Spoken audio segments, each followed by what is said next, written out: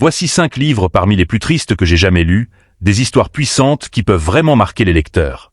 Si vous aimez les résumés simples d'œuvres et les analyses rapides pour réviser ou découvrir des classiques de la littérature, pensez à vous abonner à la page.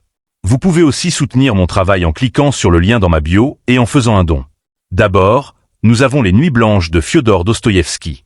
Ce court roman raconte l'histoire d'un homme solitaire qui rencontre une jeune femme pendant quelques nuits à Saint-Pétersbourg. Il tombe profondément amoureux et pense enfin trouver le bonheur. Mais la réalité va être bien plus cruelle que ses rêves. La fin est particulièrement mélancolique et laisse un sentiment très triste sur l'amour. Ensuite le roman « Luz ou le temps sauvage » de Elsa Osorio. Ce roman s'inspire d'événements réels pendant la dictature de Jorge Rafael Videla en Argentine. Luz découvre que les personnes qui l'ont élevée ne sont pas ses vrais parents. Elle apprend qu'elle est née dans un camp de torture et qu'elle a été arrachée à sa mère à la naissance.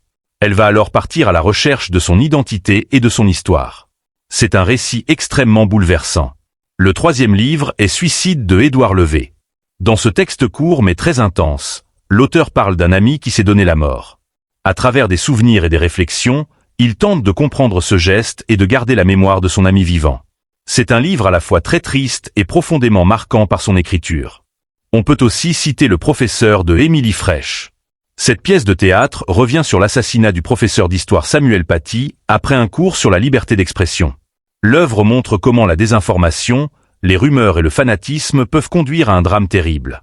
Enfin, un grand classique de la littérature mondiale, Des souris et des hommes de John Steinbeck. Ce roman raconte l'histoire de 2 amis qui travaillent ensemble et partagent un rêve simple, posséder un petit terrain et vivre librement. Mais la vie va briser ce rêve.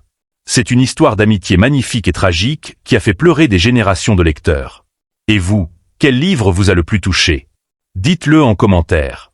Et si vous aimez les résumés de romans et les découvertes littéraires, pensez à vous abonner à la page.